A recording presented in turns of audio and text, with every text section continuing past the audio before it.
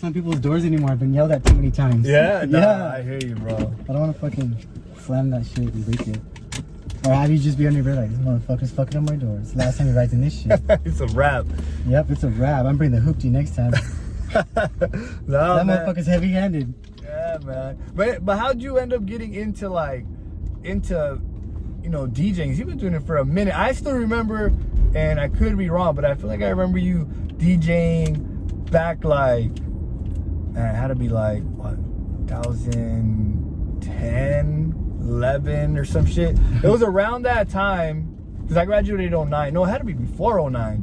Because I feel like I remember when you lived with your parents, and I remember there was some house parties. I think you had somebody came down from like California. It was like family members, I think of yours or somebody. Now it seems like a long time ago, but when was it that you were like, yo, this is something I'm gonna Around then. Yeah? Yeah, it was literally around then, 10 years ago.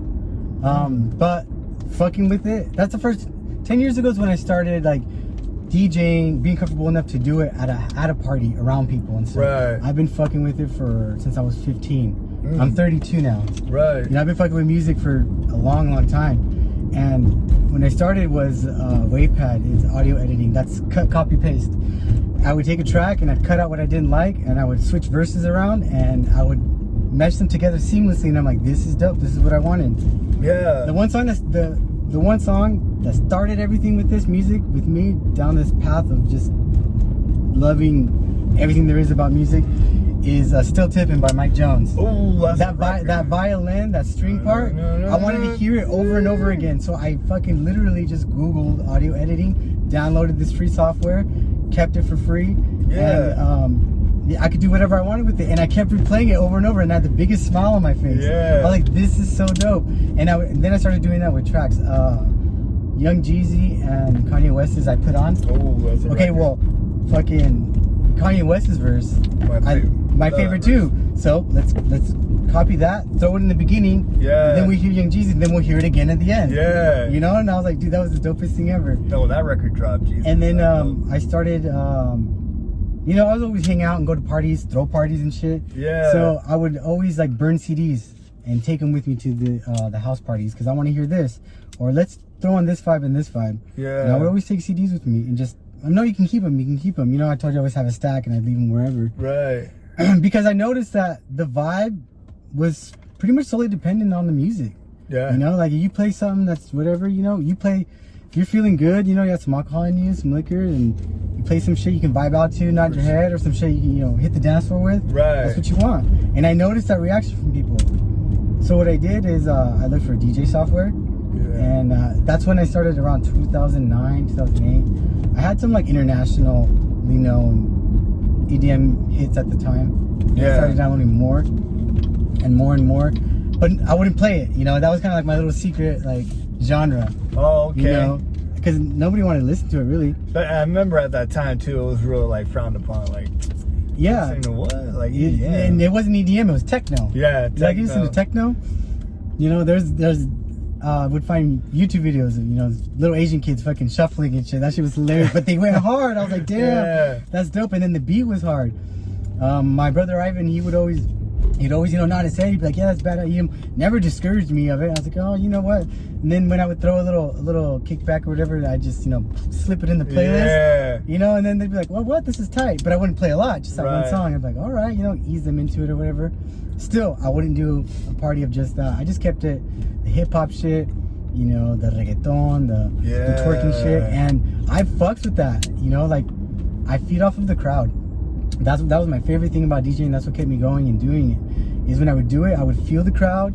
I would, you know, play the music that I wanted to in the beginning, and then just throw on those heaters. Yeah. You know, and then I'd always love throwing a fucking throwback from like the 90s or from the early 2000s. You know, I loved it when everyone's on the dance floor, everyone's getting down, and then you just throw it on. It was like, oh shit, then boom, they go right back to dancing. That's my payment. You know, I could do that shit for free, and you know, that's what I fucking loved about it. Yeah. And people would hit me up for a quinceañera and stuff like that, because, you know, they'd be like, you know, hey, I told my little cousin that you throw, you know, you can make people dance, you throw badass parties and do that. And I would try. And I say try because I really didn't get into the whole, you know, special events things, because you're the sole DJ or the sole music source, so I'm getting paid to play, music they want. Yeah. So I have to have all this whole repertoire of sounds, and I wasn't vibing with it. Yeah, I would have it, but it didn't feel. It started to feel like a job and not like something I liked. So I was like, you know what? No, I was starting to dislike this. I didn't want to dislike this. Yeah. So I would say no, and then slowly it was like, I don't do this anymore, and I would just keep it at home. I remember one time, me and my homie, we got. I don't even know how this happened. But somebody asked if I knew a DJ or someone who could DJ, and I was like, my godfather, he has a system, he'll play like quinceañeras and stuff, he'll do shit like that, and I was like, I could ask him, because they're looking for somebody like on the low, something cheap, and I was like, yeah, I'll ask him, see if he's cool and does it. And so I hit him up, and he's like, yeah, but you guys got to play, like me and my homie, Ed. I don't know if you know Ed. Remember Eddie Zapeta? Yeah, I remember. Well, his dad had the whole setup, and he's like, but you guys got to play. I'm not gonna. I don't do that. And I was like, yeah, I don't do that no more. We're like, fuck, And I think it was like, it paid like $1,500 or something. And I was like, well, bro, we can split it. If you're down, I was like, I'm sure they're going to give us a set list and we'll just play whatever the hell they want us to play, Like, how hard can that be? We're like, oh, this is cake, we'll be good. Fuck no, bro. It was so horrible. I was like, dog, it was bad. Well, for one, neither of us are DJs, like, not even close, None of us know, okay, but they gave you a playlist. They gave me a playlist, but, people at the actual, event were like, yo, can you change it up, play this or play that? You see what I mean, though? We're looking at each other like, son, like this. You're like, no, this is not on here. This isn't on the list. We got a list, yo. Like, this is not it.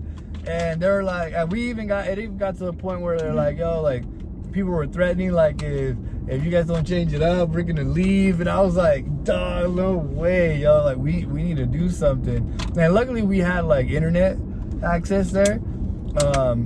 Spotify that shit. Yeah, bro. So we're like quick, like just looking shit up, and it was bad, man. I was like, damn. It gave me a whole new perspective on like that's what people go through, like yes, DJs. Exactly. Have you ever had something completely like flop?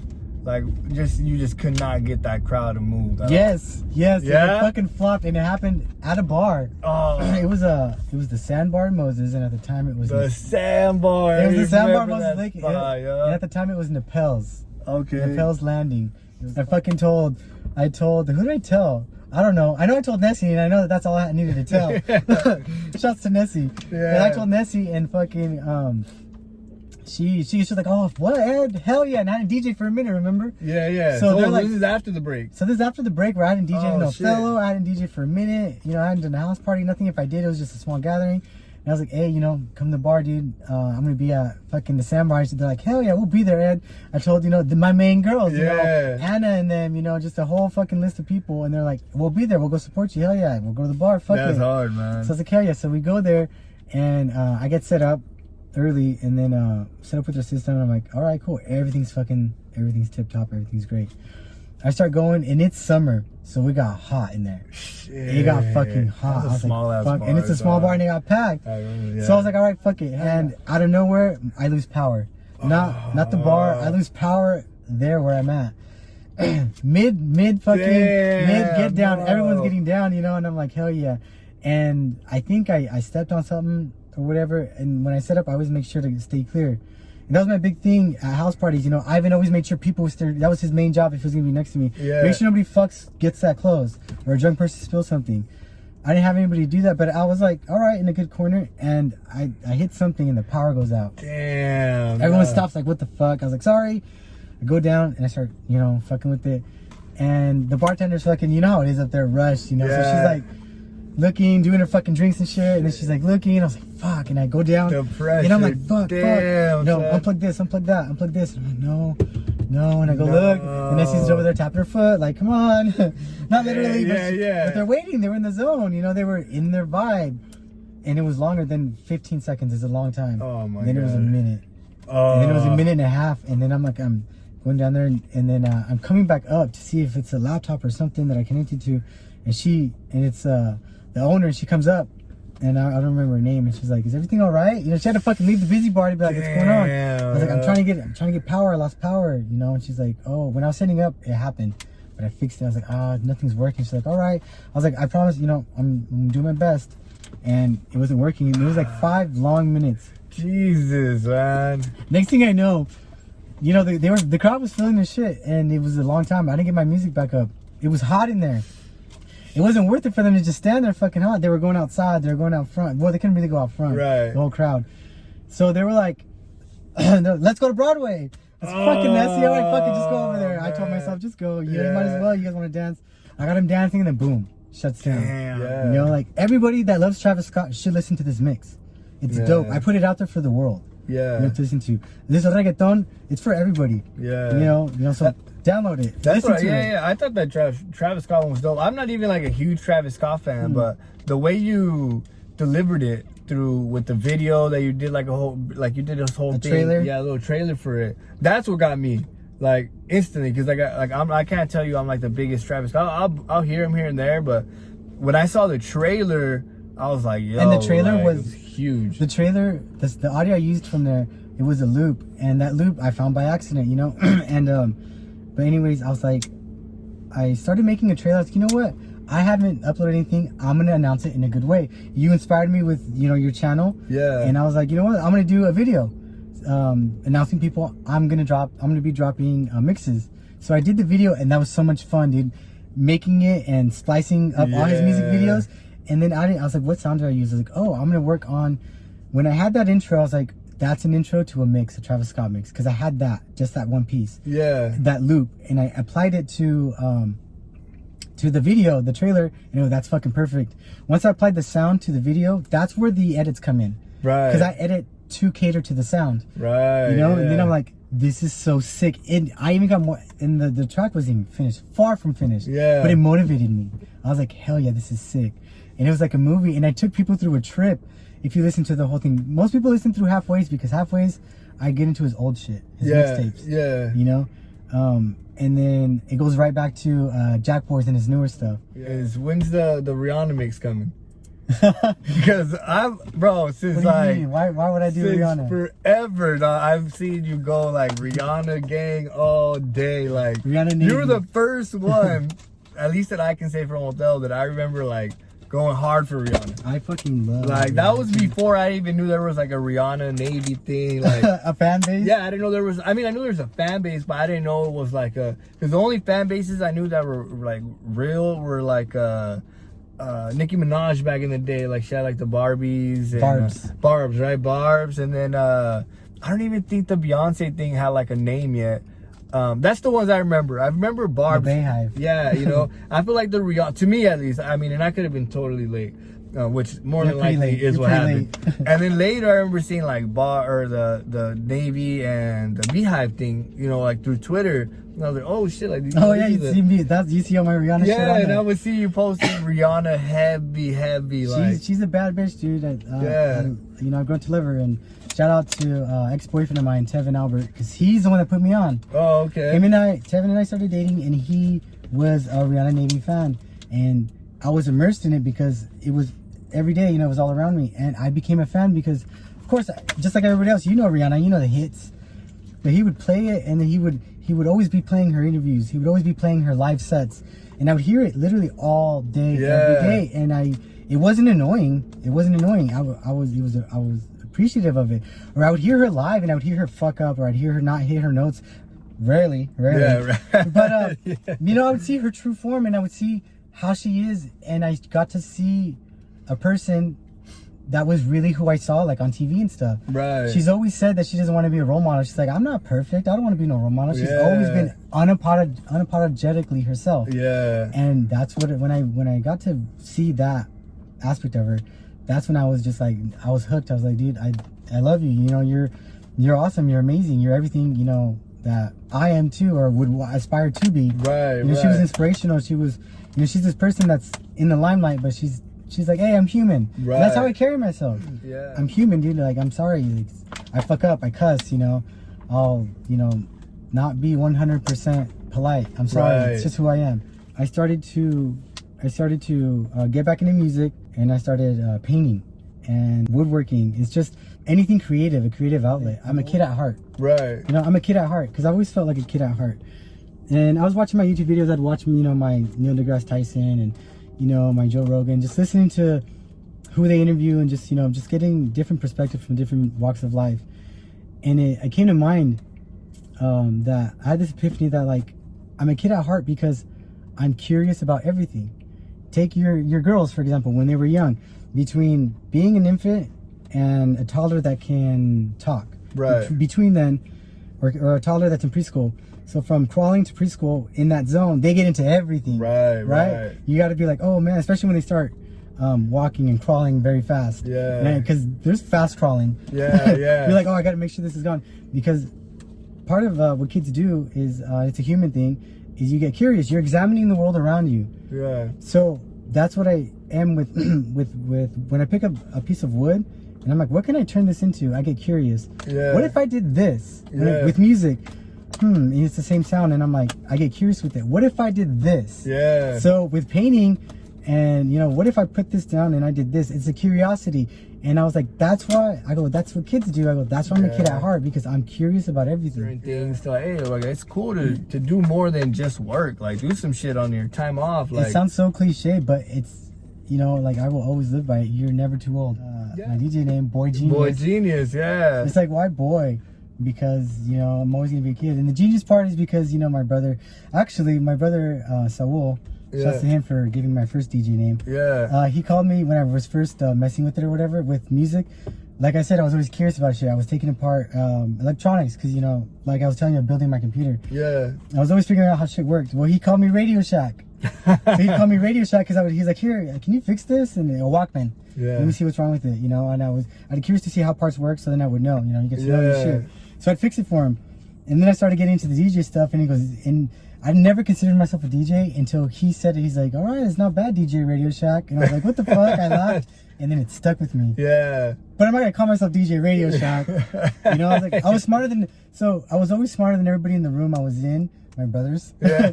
So I was like, man, I was like, dude, isn't that awesome? And they're like, yeah. I was like, dude, like, that's badass. I go, dude, that's fucking genius. Yeah. So that's where it came from, because like that transition was fucking genius. Yeah. I zone out and I start. That was crazy. That was hard. Just seeing you, like, because I was watching you and I was like, oh shit, like, this isn't like a set list. So this dude is just pulling, like, because I saw you type in and like find a song and then play another one. And I was watching the BPMs. I was like, oh fuck, this guy's making it like right now. When I DJ, I get to zone out. I get to shut everything around me off and just focus on the beat. Focus on what's coming next. Pinpoint it, attack it, and execute. Make it happen. I hear one beat in my head and I already got the next going.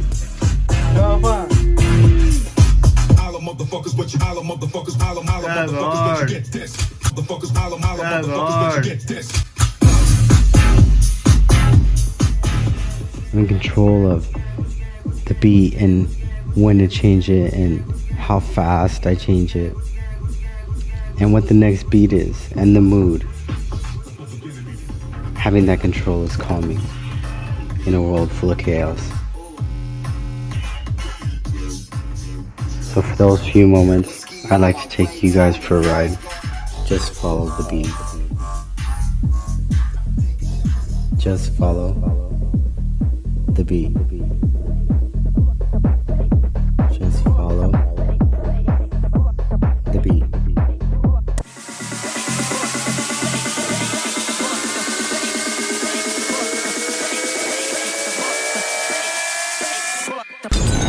Music for the map.